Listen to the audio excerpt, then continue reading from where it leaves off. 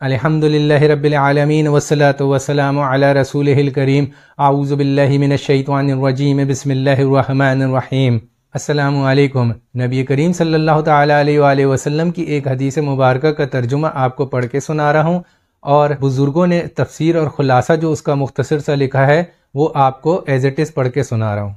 امید ہے کہ آپ حدیث شریف کا ترجمے کے ساتھ بزرگوں کے بتائے ہوئے خلاصے کو مکمل سنیں گے اور سبسکرائب، لائک، شیئر ضرور کریں گے۔ حدیث مبارکہ ہے کہ ایک مرتبہ حضور اقدس صلی اللہ تعالی علیہ وآلہ وسلم نے نماز کا ذکر فرمایا اور ارشاد فرمایا کہ جو شخص نماز کا اہتمام کرے تو نماز اس کے لیے قیامت کے دن نور ہوگی اور حساب پیش ہونے کے وقت حجت ہوگی اور نجات کا سبب ہوگی، اور جو شخص نماز کا اہتمام نہ کرے اس کے لیے قیامت کے دن نہ نور ہوگا اور نہ اس کے پاس کوئی حجت اور نہ نجات کا کوئی ذریعہ۔ اس کا حشر فرعون، حامان اور ابی بن خلف کے ساتھ ہوگا۔ یہاں بزرگوں نے تفسیر اور خلاصہ بیان فرمایا ہے کہ فرعون کو تو ہر کوئی شخص جانتا ہے، ہر ایک مسلمان جانتا ہے کہ کس درجے کا کافر تھا، حتیٰ کہ خدائیت کا دعوت تک کیا تھا، اور حامان اس کے وزیر کا نام ہے، اور ابی بن خلف مکہ کے مشرکین میں سے سب سے بڑا دشمن اسلام تھا۔ ہجرت سے پہلے نبی کریم صلی اللہ تعالی علیہ وآلہ وسلم سے کہا کرتا تھا کہ میں نے ایک گھوڑا پالا ہے، اس کو بہت کھلاتا ہوں، بہت پلاتا ہوں، نعوذ باللہ معاذ اللہ اس پر سوار ہو کے ایک دن آپ کو قتل کروں گا۔ حضور اقدس صلی اللہ تعالی علیہ وآلہ وسلم نے ایک مرتبہ اس سے فرمایا تھا کہ انشاءاللہ تعالی تجھ کو میں ہی قتل کروں گا۔ یہاں توجہ سے سنیے گا کہ غزوہ احد کی لڑائی میں وہ حضور اقدس صلی اللہ تعالی علیہ وآلہ وسلم کو تلاش کرتا پھرتا تھا اور کہتا تھا اگر وہ آج بچ گئے تو میری خیر نہیں۔ چنانچہ حملے کے ارادے سے وہ نبی کریم صلی اللہ تعالی علیہ وآلہ وسلم کے قریب پہنچنے والا تھا کہ صحابہ رضی اللہ تعالی عنہم اجمعین نے ارادہ فرمایا کہ دور ہی سے اس کو نپٹا دیں، اس کو قتل کر دیں۔ حضور صلی اللہ تعالی علیہ وآلہ وسلم نے ارشاد فرمایا کہ اس کو آنے دو۔ جب وہ قریب ہوا تو حضور اقدس صلی اللہ تعالی علیہ وآلہ وسلم نے ایک صحابی کے ہاتھ سے برجہ لے کر اس کو مارا، جو اس کی گردن پر لگا اور ہلکا سا خراش اس کی گردن پر آ گیا، مگر اس کی وجہ سے وہ گھوڑے سے لڑکتا ہوا، گرتا ہوا، کئی مرتبہ گرتا ہوا اور بھاگتا ہوا اپنے کافروں کے لشکر میں جا پہنچا اور چلاتا تھا کہ خدا کی قسم مجھے محمد صلی اللہ تعالی علیہ وآلہ وسلم نے قتل کر دیا ہے۔ کفار اس کو حیرت سے دیکھتے بھی تھے اور پھر اس کو اطمینان دلاتے تھے کہ معمولی سی خراش ہے، کوئی فکر کی بات نہیں،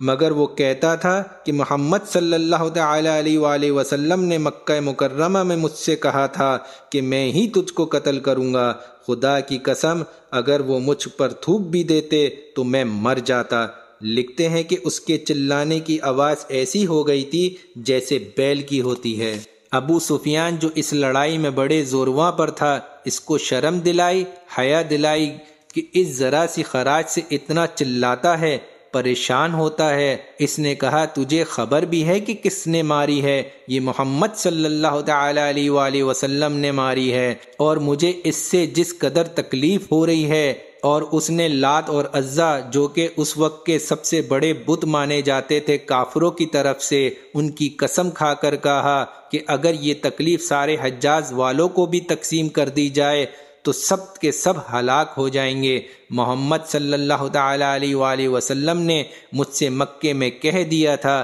کہ میں ہی تجھ کو قتل کروں گا۔ میں نے اسی وقت سمجھ لیا تھا کہ میں ان کے ہاتھ سے ضرور مارا جاؤں گا، میں ان سے چھٹ نہیں سکتا۔ اگر وہ اس کے کہنے کے بعد اگر وہ مجھ پر ذرا سا تھوک بھی دیتے تو میں اس پر بھی مر جاتا۔ چنانچہ مکہ مکرمہ پہنچنے سے پہلے راستے میں ہی مر گیا۔ یہاں ہم مسلمانوں کے لیے نہایت غیرت اور عبرت کا مقام ہے۔ ایک کافر، پکا کافر، سخت دشمن اسلام اور نبی کریم صلی اللہ تعالی علیہ وآلہ وسلم کا سخت دشمن ہونے کے باوجود بھی نبی کریم صلی اللہ تعالی علیہ وآلہ وسلم کے ارشاد پر اس قدر یقین رکھتا تھا کہ اس کو مر جانے کا یقین ہو چلا تھا اور اس پہ اس کو کوئی تردد یا کوئی شک تک نہیں تھا۔ لیکن آج کے ہم لوگ نبی کریم صلی اللہ تعالی علیہ وآلہ وسلم کو نبی ماننے کے باوجود، حضور کو سچا ماننے کے باوجود، حضور کے ارشادات کو یقینی کہنے کے باوجود،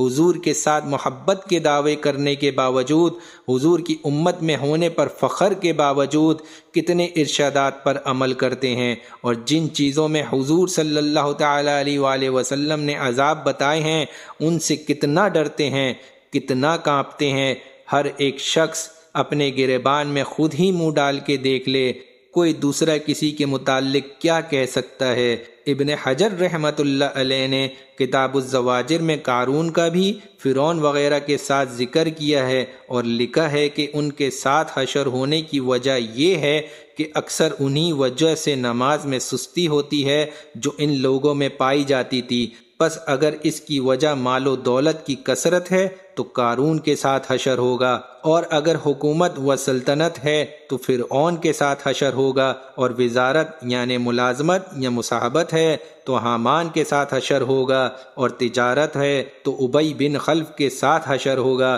اور جب ان لوگوں کے ساتھ اس کا حشر ہوگا تو پھر جس قسم کی وعیدیں اور جس قسم کے عذاب احادیث مبارکہ میں آئے ہوئے ہیں وہ ہو کے رہیں گے، کیونکہ جو نبی کریم صلی اللہ تعالی علیہ وآلہ وسلم نے فرما دیا وہ ہو کے رہے گا۔ ان میں کوئی اشکال نہیں رہا کہ جہنم کے عذاب سخت سے سخت ہیں، البتہ یہ ضرور ہے کہ نبی کریم صلی اللہ تعالی علیہ وآلہ وسلم کی شفاعت کی دعاؤں کے طفیل انشاءاللہ تعالی ہر ایک مسلمان جس نے کلمہ طیبہ پڑھ لیا وہ ایک نہ ایک دن جہنم کی آگ سے نکل کر جنت میں جائے گا۔ لیکن یہاں یہ بھی یاد رکھا جائے کہ قیامت کا ایک دن 50,000 نبی کریم صلی اللہ تعالی علیہ وآلہ وسلم کی مبارک حدیث سے اور بزرگوں کے خلاصے سے ہمیں یہ سبق ملتا ہے کہ نماز قیامت کے دن ہمارے لیے نور کا سبب بنے گی، اور یہاں بزرگوں کے خلاصے میں یہ بات بتائی گئی ہے